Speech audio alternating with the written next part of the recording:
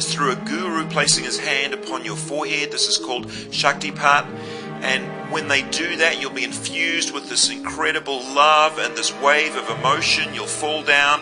There'll be all these manifestations, maybe animal noises, joy and weeping and shaking.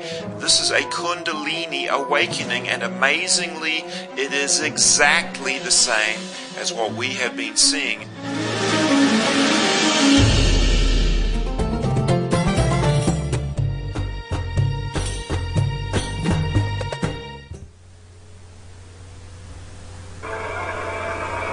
And grace is what Katagama is about. God's amazing grace.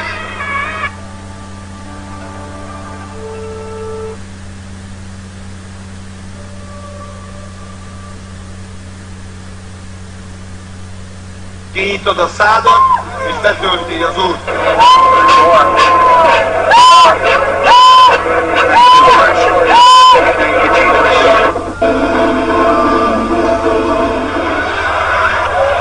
They think Toronto's something. Wait till they come to Boston.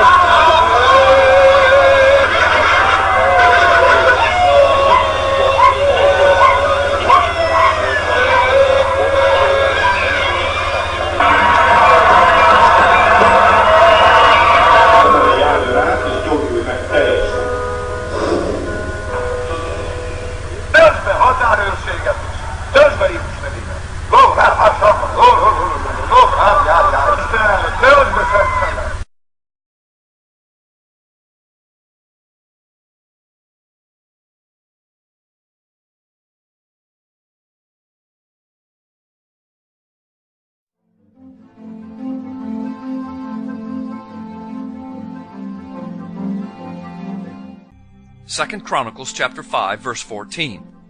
It says then that the house of God was filled with a cloud, even the house of the Lord, so that the priest could not stand to minister by reason of the cloud, for the glory of the Lord had filled the house of God. This comes from the King James Version, and the phrase could not stand in Hebrew actually means could not continue. It comes from the Strong's Hebrew Concordance Hebrew word amad, 5975. The word stand means that they felt unqualified or unable or unworthy. They could not stand to minister. This has nothing to do with falling down or falling out and losing control.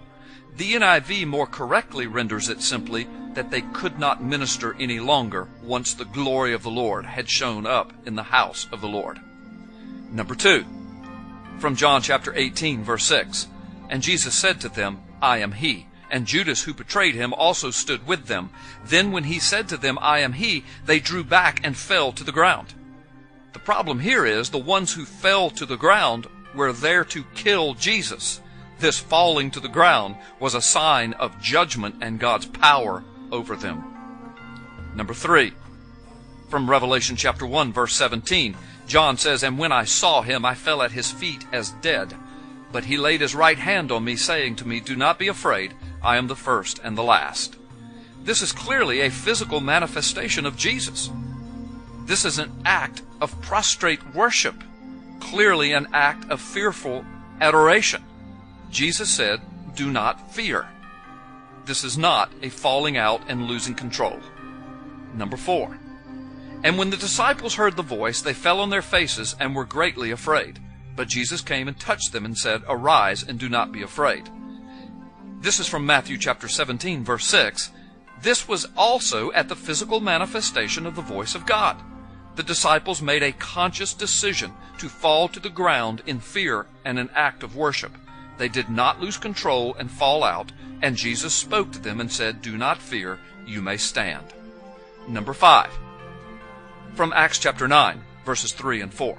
And as Saul journeyed, he came near Damascus, and suddenly a light shone around him from heaven. Then he fell to the ground and heard a voice saying to him, Saul, Saul, why are you persecuting me?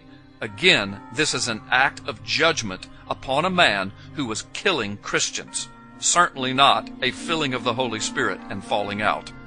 Number 6, from Ezekiel chapter 3, verse 23, the prophet Ezekiel says, So I arose and went out into the plain, and behold, the glory of the Lord stood there, like the glory which I saw by the river Kibar, and I fell on my face.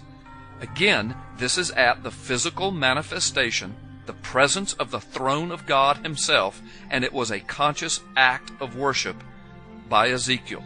He was in total control the whole time. Number 7, from Numbers chapter 22, verse 31. Then the Lord opened Balaam's eyes, and he saw the angel of the Lord standing in the way with his sword drawn in his hands, and he bowed his head and fell flat on his face. Again, an act of judgment upon a disobedient man, an angel with his sword drawn, ready to strike him dead, not an act of the filling of the Holy Spirit. Number 8, from Ezekiel chapter 43, verse 2. The visions were like the vision which I saw by the river Kibar, and I fell on my face. Again, this is a repeat of the physical manifestation of the throne of God to the prophet Ezekiel, and a conscious act of worship on Ezekiel's part, not an involuntary falling out. And number 9, from Ezekiel chapter 44. Ezekiel says, Then he brought me by the way of the north gate to the front of the temple, so I looked, and behold, the glory of the Lord filled the house of the Lord, and I fell on my face. Again, the physical manifestation of the glory of the Lord. The context is clearly an act of willful falling down to worship. The Lord gives explicit instructions to a completely conscious Ezekiel.